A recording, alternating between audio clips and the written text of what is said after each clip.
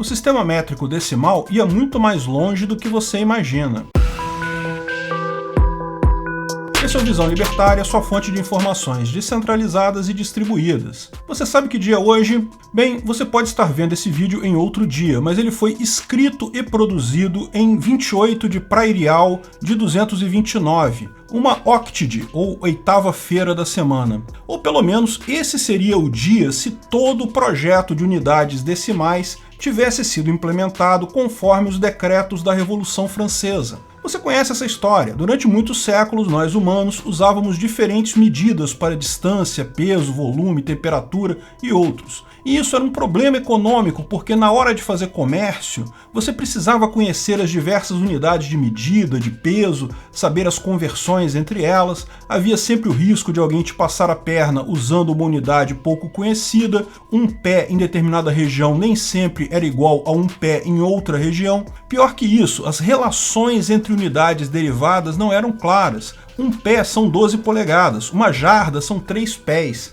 Todas as contas acabam terrivelmente complicadas nesses sistemas, dificultando e encarecendo o comércio. Já havia, há muito tempo, na época da Revolução Francesa, teóricos que vislumbravam uma solução simples: estabelecer padrões de medidas universais, e que fossem múltiplos de 10 para facilitar as contas. Um metro foi definido como uma distância de não sei quantos mil avos da distância do Equador ao Polo. Era uma distância padrão em todo lugar. E as unidades derivadas eram sempre múltiplos de 10. Um metro tem 10 decímetros, tem 100 centímetros e tem 1000 milímetros. Um quilômetro tem 1000 metros. Muito mais simples de fazer conta. Mas enquanto eram só cientistas e teóricos elucubrando sobre isso, nada mudou na prática. Foram propostos diversos padrões de medidas decimais que nunca saíram do papel. Esse problema todo só foi resolvido com o uso da força pelo Estado durante a Revolução Francesa. Enquanto os revolucionários franceses não estavam fraternalmente guilhotinando uns aos outros,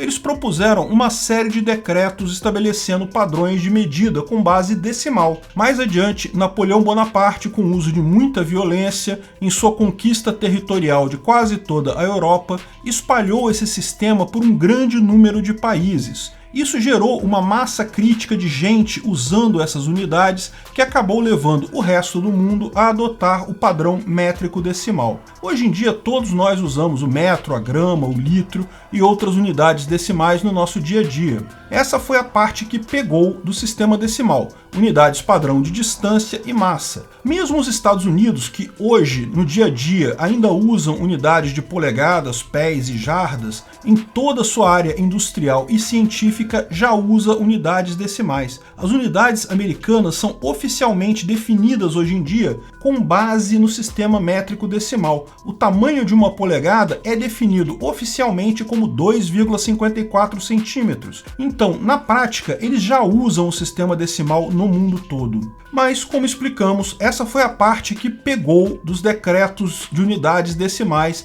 na Revolução Francesa. Teve toda uma outra parte que simplesmente não pegou: as unidades de tempo decimal. Um ano e meio após o primeiro decreto com a implementação das unidades decimais, foi lançado um segundo decreto no dia 5 de outubro de 1793, com a padronização do calendário e do tempo decimal. Isso incluiu a reforma do calendário e das horas do dia, sempre com a ideia de fazer uma visão mais científica, eliminando-se a religião e influências de impérios passados. No calendário, imaginava-se que seria muito complicado fugir de 12 meses, visto que o número de dias no ano, 365, não deixa muitas opções. Então eles dividiram o ano em 12 meses de 30 dias, todos os meses tinham 30 dias. O ano começaria no equinócio de outono lá no hemisfério norte, que dá geralmente no dia 22 ou 23 de setembro. Cada estação do ano teria 3 meses de 30 dias. O outono, portanto, teria os meses de vendemiário, brumário e frimário, que iriam até os dias 20 ou 21 de dezembro. Lógico, não preciso explicar que isso é o outono no hemisfério norte. Aqui no hemisfério sul, com as estações trocadas, os nomes dos meses ligados à estação ficariam meio estranhos. Mas vamos continuar. Então entrariam os meses do inverno, no hemisfério norte de novo, nivoso, pluvioso e ventoso. Depois a primavera, germinal, floreal e prairial. E finalmente o verão, os meses de Messindor, Thermidor e Frutidor. 12 meses de 30 dias, por óbvio, dariam 360 dias, ficariam faltando 5 ou 6 dias que eram considerados dias complementares, não estavam associados a nenhum mês. Eram o dia da virtude, o dia do engenho, o dia do trabalho, o dia da opinião, dia das recompensas e, se o ano fosse bissexto, o dia da revolução. Cada mês de 30 dias era dividido em 3 semanas de 10 dias, portanto, todas as semanas coincidiam exatamente com os meses. Os dias da semana eram também parecidos com o português. Prindi, duodi, tridi, quatridi, quintidi, sextidi, septidi, octidi, nonidi e decadi. Lógico, a contagem dos anos passaria a ser a partir do ano da Revolução Francesa. Então é só fazer uma conta rápida para saber que hoje, o dia de 15 de junho de 2021, seria neste calendário o ano 229, porque fazem 229 anos da Revolução Francesa. Estamos no último mês da primavera, o prairial, já no final desse mês, no dia 28, que é uma octidi, que poderia ser traduzido como oitava-feira em português, nessa semana de 10 dias. Além disso, cada dia do ano tem um nome nesse calendário. Não dá para ler direito e eu não achei fonte melhor, mas acho que o nome do dia de hoje seria Thing. E aí, já sabe a data do seu nascimento no calendário revolucionário francês? Eu vou deixar um link na descrição do vídeo para você calcular essa data. Só lembra que tem que colocar a data no formato americano, mês, dia, ano. Mas não param aí as reformas decimais. As horas do dia também seriam decimalizadas. Como assim? 24 horas de 60 minutos? Não, tá errado. O dia teria 10 horas, cada hora teria 100 minutos e cada minuto teria 100 segundos. Dessa forma, o segundo novo seria equivalente a 0,86 do segundo atual, bastante próximo inclusive. Principalmente isso tornaria muito fácil fazer conta com horas. Você marcou um dentista para as 8 horas e agora são 6 horas e 15 minutos e 24 segundos. Quanto tempo falta? 8.0000 menos 6.1524 é igual a 1.8476. Falta exatamente 1 hora, 84 minutos e 76 segundos. Subtração simples, certamente tão prático quanto usar o sistema métrico. É muito mais complicado fazer esse tipo de conta no nosso sistema atual.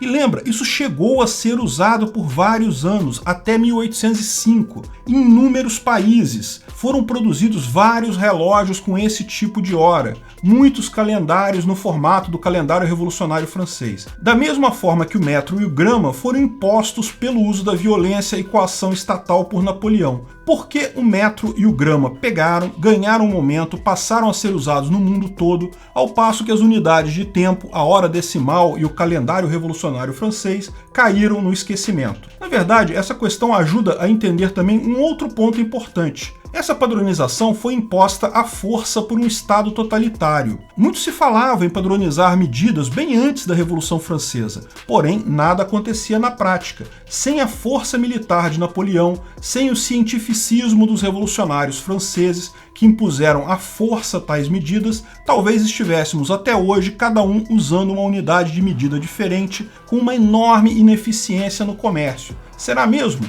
Isso mostra um ponto positivo do governo? Impor coisas à força pode ser positivo no longo prazo? Bem, não. No final das contas, a padronização é algo positivo sim, e por este motivo as pessoas adotam padrões sem necessidade de imposição de governos. A área de software é cheia de padrões decididos em fóruns livres, sem qualquer interferência de governos, sem ninguém obrigar ninguém a usar. As pessoas adotam naturalmente medidas padronizadas porque é interesse delas. De fato, o que levava na antiguidade a medidas diferentes para peso e distância era a dificuldade de propagação de informação. Surgiram múltiplos sistemas de peso e distância justamente porque não havia comunicação, não havia informação ampla na antiguidade. E a prova mais cabal disso é que, numa mesma região geográfica, onde as pessoas conversam entre si, normalmente existem sim padrões definidos dessas medidas. Ninguém precisa impor padrões. A mera comunicação entre as pessoas faz surgir padrões e esses serem adotados. De fato, a imposição pelo governo pode levar até o sentimento contrário. Por exemplo, a Inglaterra e os Estados Unidos relutaram em usar o sistema decimal justamente porque era uma ideia de governos franceses impostas à força. As pessoas adotam naturalmente padronização porque isso é economicamente melhor para elas. Não é preciso preciso coação. E aqui entra a explicação do porquê que a hora decimal não vingou. Toda padronização é um trade-off de custos e benefícios. Por um lado, adotar uma nova medida X no seu dia a dia vai ter um esforço para você aprender a usar aquela medida. Isso implica em um custo. Por outro lado, você terá um benefício de estar usando uma medida que é compatível com outras pessoas no mundo, e isso trará lucro e facilidade do comércio. E é aqui que está o ponto. Peso e distância afetam diretamente o comércio. O benefício é grande em se padronizar essas coisas. Como já dissemos, até nos Estados Unidos, no dia a dia ainda se usa unidades estranhas, mas na prática essas unidades já são definidas como múltiplos do sistema decimal. Já usam o sistema decimal no dia a dia no final das contas. E na indústria, na pesquisa, no comércio internacional, já usam diretamente o sistema decimal também, porque isso traz muitas vantagens econômicas. O tempo, por outro lado, não tem tanto impacto assim.